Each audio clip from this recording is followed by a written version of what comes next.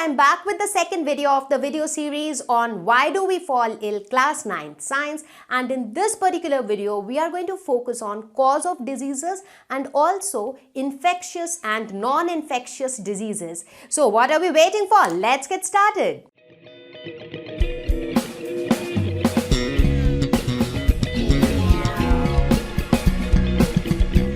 Let us now try to understand what causes disease. What is the cause of a disease? So here you can see, as before itself, the pictures are showing you germs. So germs are the cause of the disease. So what are these germs actually? So even before we get into the germs, let us talk about the levels of cause of a disease. It says that there are many levels of cause of a disease. Quite surprising, right? I mean, if a disease is caused, it can be because of one reason. But looks like it is not like that. There are multiple reasons or there are multiple causes for a single disease, and that is why some causes are primary causes, some causes are kind of secondary or tertiary causes, right? So let us see what are the different levels of cause of a disease. The first category of cause is immediate cause. So what do we mean by immediate cause? Immediate means instant. The word immediate itself means instant. So the first cause identified when a person is suffering from a disease. So that is known as the immediate cause. Now, mostly the immediate causes are the infectious organisms like bacteria, virus, fungi, etc. So I'll not talk about bacteria, what is bacteria, how do they look like, virus and fungi, because we have already discussed all these things in the lesson diversity in living organisms, right? So you can refer to that lesson in order to get an idea about each of these kind of microorganisms, right? So mostly it is seen that the immediate cause of a disease, that means the first cause which is responsible for that disease, is a microorganism. Let us take an example. Let us suppose that there is a boy who is suffering from a disease called cholera. I am sure all of you would have heard the name of this disease, cholera. So this disease cholera is caused by a bacteria, right? So the bacteria becomes the immediate cause of cholera, because if bacteria would have not been there, the disease would have not occurred. Now the question is, okay fine, that guy is suffering from cholera and cholera is caused by bacteria. Now from where did this bacteria come? I mean, how did the bacteria enter the body of that boy? Now let us say that the boy drank some unclean water, some dirty water which contained that bacteria. So that is how the bacteria entered his body through the water. Now the next question is, it is not that that particular boy would have drank that water, because the water supply which is coming to his house might be going to some other houses. Even in his house, not only he, but his parents, his brothers and sisters, everybody is drinking the same water. So why did the disease attack him? Right? So when there are so many people who have drunk the same water, why did cholera happen only to this boy? Now, there are many possibilities again. Maybe the boy is not healthy enough. Now, since the boy is not very healthy, therefore the bacteria attacked this boy, right? Now, what do I mean by healthy? Maybe his body is very weak, and that is why, I mean, this always happens, right? Weaker persons are attacked first, because you know that you can very easily defeat them. So maybe that boy was not very healthy, that is why the bacteria attacked that boy first, and that is why he is suffering. If you look at this entire scenario, why do you think the boy is not healthy? Again, there are many possibilities. Maybe the boy is from a poor family where they cannot afford to have good food and good nourishment, and due to lack of proper food, he is not very healthy. Or it is also possible that maybe genetically he is very weak. It is in his genes that, I mean, he is not very strong, and that is why he is vulnerable to more diseases, right? So now if you see, bacteria was the cause of cholera. So bacteria was the immediate cause. But other than bacteria also, there are certain reasons which are responsible for the disease. For example, the boy being poor, So the economic condition or the poverty is also a cause. Lack of cleanliness, the water which we drank was unclean. So if they would have taken care of the water, if they would have boiled that water before drinking or something like that, in that case they would have got rid of the bacteria. So lack of cleanliness was another cause. He might be genetically weak, so that genetically weak is another cause. So these are some of the causes which have also contributed to the disease, but they are not the immediate cause. Right? So the immediate cause was bacteria, because without bacteria, even if you drink a glass of water which is not clean, but if that unclean water does not contain bacteria, you will not get that disease, right? So those kind of causes, they fall under the other category, that is called contributory causes. Right? So mostly it is seen that the immediate causes are microorganisms, but that doesn't mean that all disease immediate causes microorganisms. There are some diseases where the immediate cause is not microorganisms. Let us look at some of the examples. For example, cancer. What is cancer? What happens in cancer? In cancer, you get inside your body, there is unwanted growth of cells.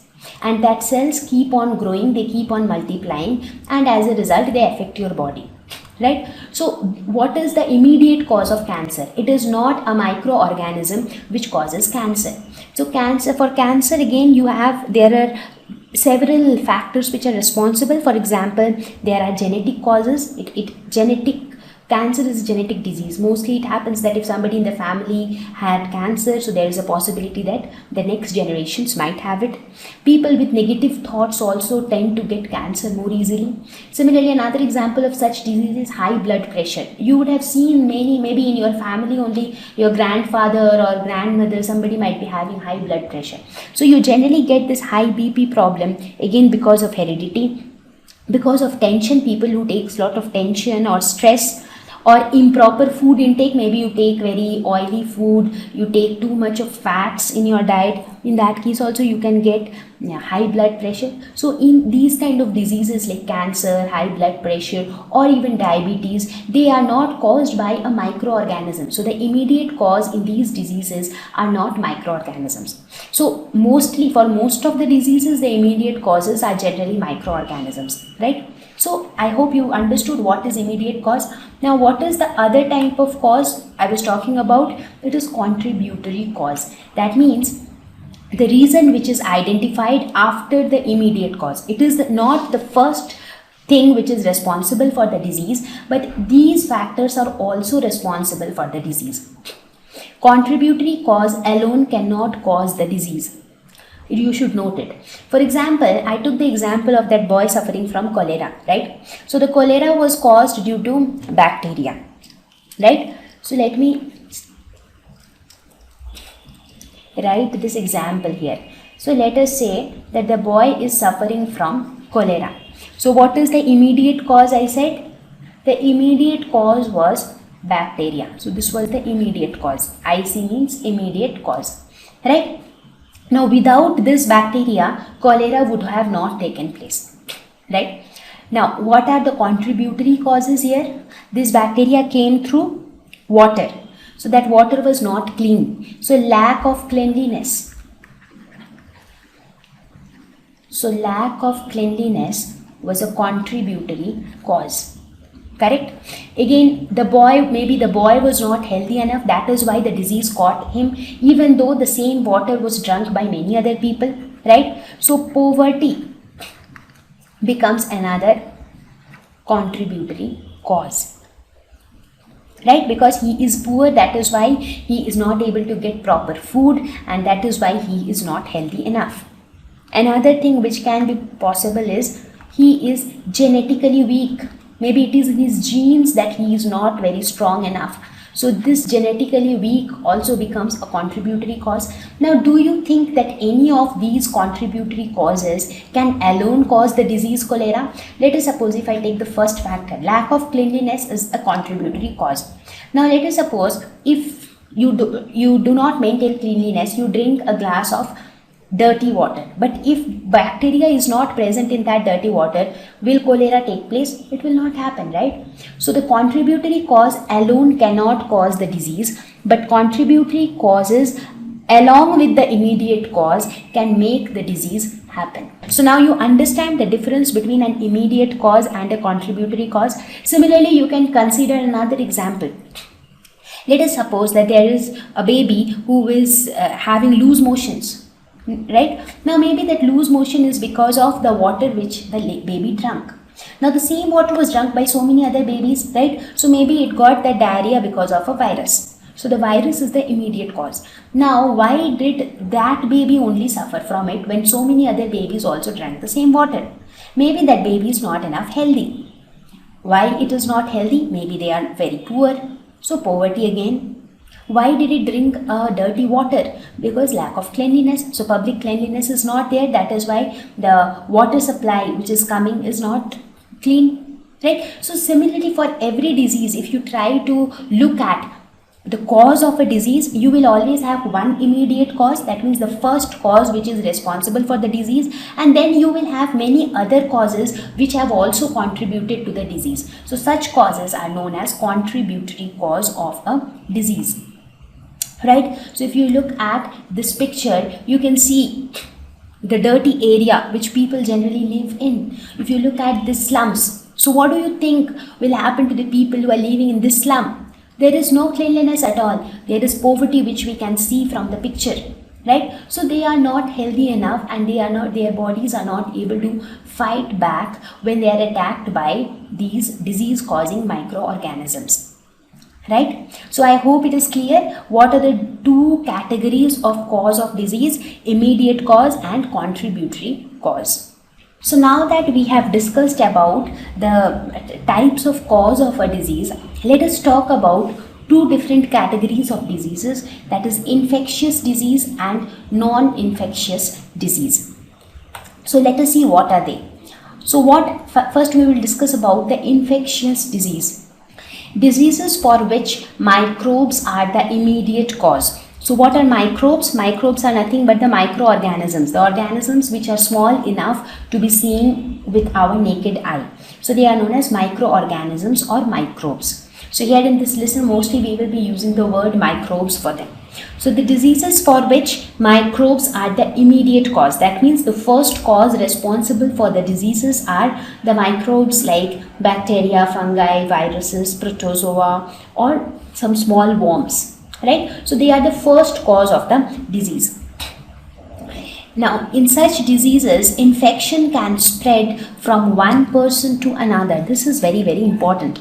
So that is why these diseases are known as infectious disease, because it can spread from one person to another. So you would have seen that there are many such diseases which, if happens to one of your family members, it keeps happening to all of them turn by turn. Right? That's because the infection keeps spreading from one person to another. Let us take this example. Let us suppose that this small girl is suffering from cold. She caught cold and she is sneezing, she is coughing all the time. Right?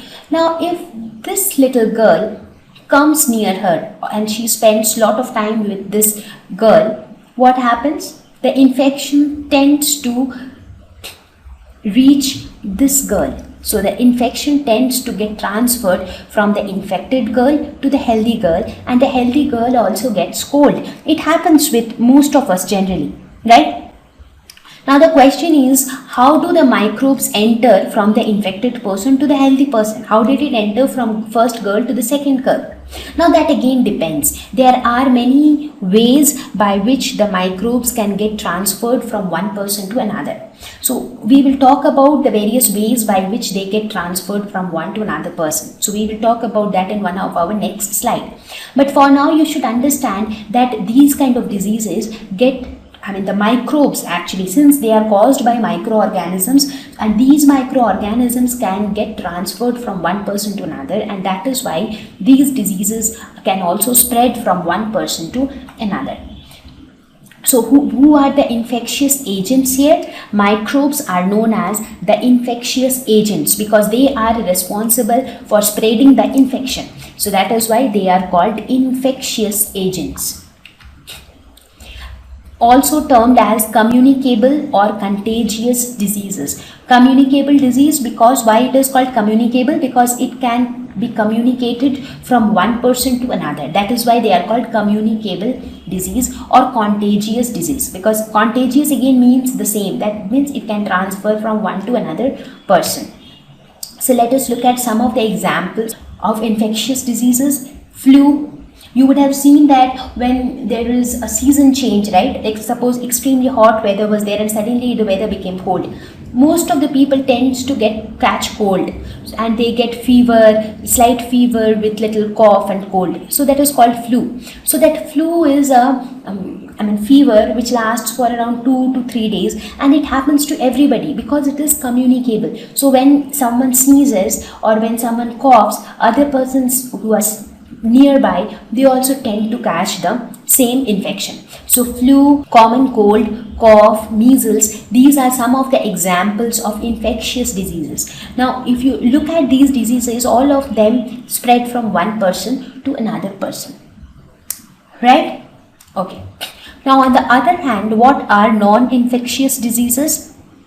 Diseases for which microbes are not the immediate cause. So microbes are not the cause of these diseases, right? I have also spoken about these kind of diseases in one of our previous slides, right? So it does not spread from one person to another. So if microorganisms are the cause, in that case there is a possibility that the same microorganism can get transferred to other person. Now if it is not at all the cause, in that case they cannot spread to some other person. So what are the causes in these diseases? They are internal non-infectious causes. So some internal causes, maybe the cause is related to internal of the body of a person. So let us look at the examples. Cancer, diabetes, high blood pressure. These are some of the examples of non-infectious diseases. So if you see, if somebody is suffering from cancer, if you come near that person or if you stay with that person, you touch that person, you will not get infected, because the cause of cancer is something related to the gene. So something which is related to the inside of your body alone, and it cannot be transmitted to somebody else, right? Similarly, if you talk of diabetes, it is because of the level of sugar inside your body is more. So there is no way that it can get communicated. The sugar cannot get transferred from your body to somebody else's body, right? Similarly, blood pressure. So blood pressure again is something which is related to, as I said, heredity, tension, stress, improper food intake. So these kind of diseases cannot spread from one person to another person because their causes are internal and non-infectious disease. So that is why these diseases are often known as non-communicable diseases or non-contagious diseases. Now let us talk about the infectious agents in detail. Now in this lesson we will give more attention to the infectious diseases. So we will talk more and more about all the infectious diseases, how the infection actually take place, how the infectious agents, what are the infectious agents, what all diseases do they cause, how they enter our body, how can we get rid of them, or how can we kill them. So we will talk all about that. So what are the infectious agents we spoke about in the last few slides? The infectious agents are the microbes, right? So many categories of microbes can act as infectious agents, like viruses, bacteria, fungi, protozoa, and worms. These are the categories of microorganisms which can act as infectious agents. So here you can see that some of them are unicellular, some of them like worms are multicellular as well. So they can be unicellular or multicellular organisms, and they act as the agents who spread infection. So now let us look at the diseases which are caused by different infectious agents. So what all diseases each of these infectious agents give rise to. Now you must be wondering, why do we need to know all this? Okay, fine. These are the diseases which we normally suffer from. Why do we need to know which organism caused that disease? We need to know that because if we have the knowledge of the organism which caused that disease, it helps us to treat or to cure that disease. Now, how does it help in the treatment? We will talk about that in one of the slides which is going to come soon. So in this slide, we will talk about the diseases which are caused by each of the different infectious agents. So let us first talk about viruses. Now, some of the diseases caused by viruses are common cold, influenza, dengue, AIDS. These are some of the viral infections. Now, common cold is something which you would have seen, like you will sneeze, you will have a flowy nose, you might also have little fever at certain times, right? So influenza is also similar to that.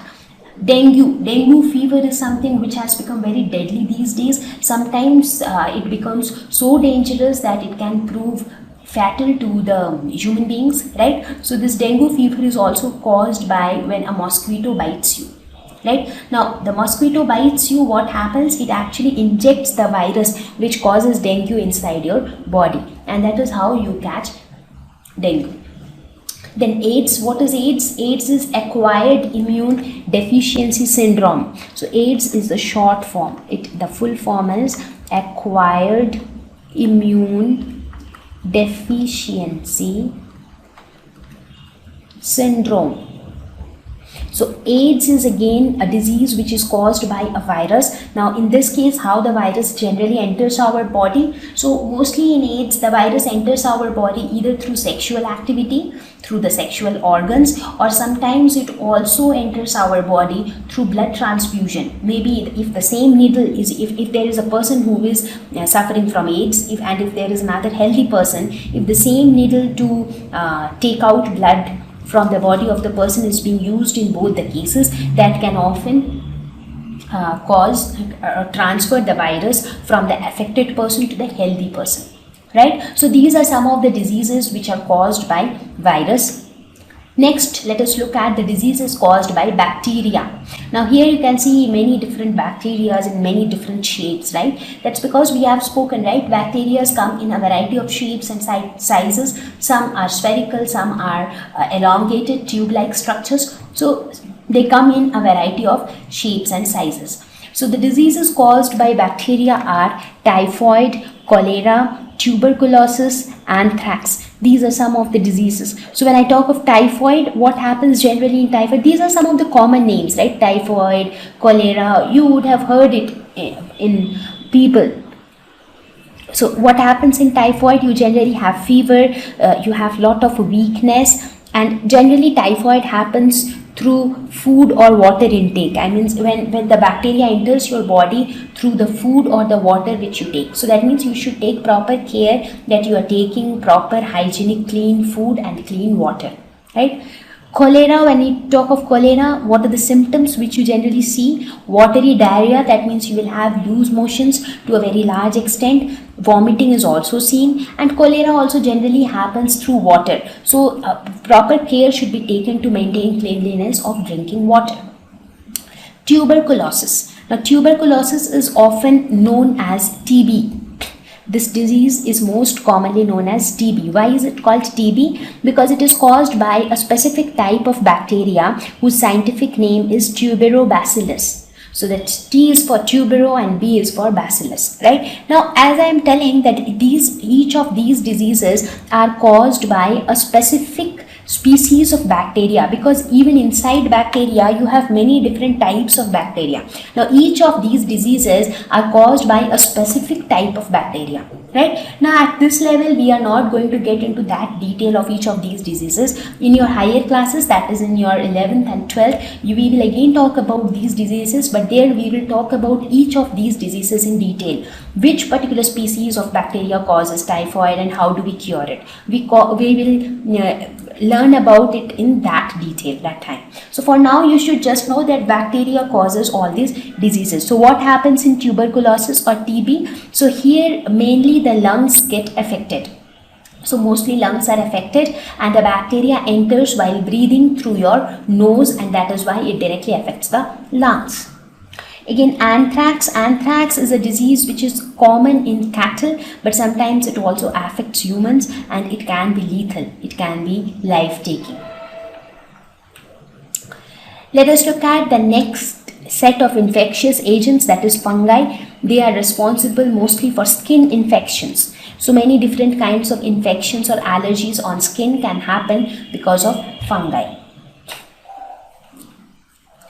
Then is protozoa. Protozoa is responsible for malaria and Kala Azar. So Kala Azar is nothing but black fever. In malaria as well as Kala Azar, in both you get high fever with lot of shivering. So you will see people who are suffering from malaria, they'll generally, whenever they get that, whenever their body temperature goes high, they start to shiver a lot. Worms. These worms can also cause many diseases like stomach or intestine infection. It can also cause elephantiasis. What is elephantiasis?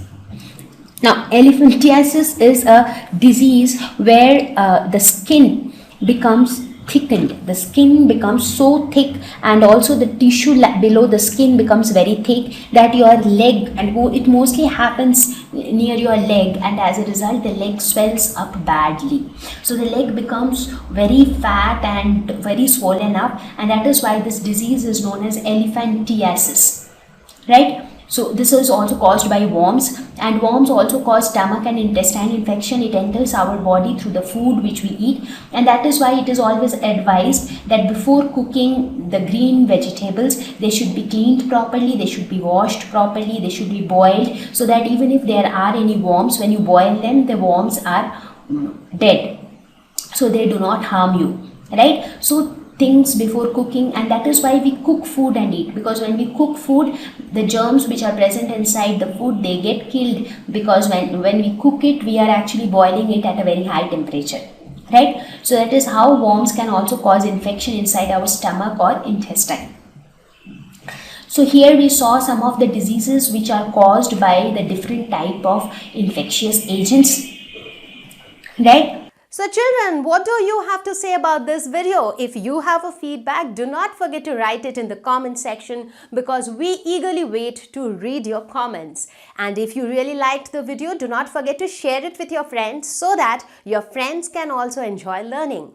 So keep learning, keep enjoying, stay safe, stay home, and stay healthy. I will meet you all very soon with a new video, with a new topic. Till then, take care. Bye-bye.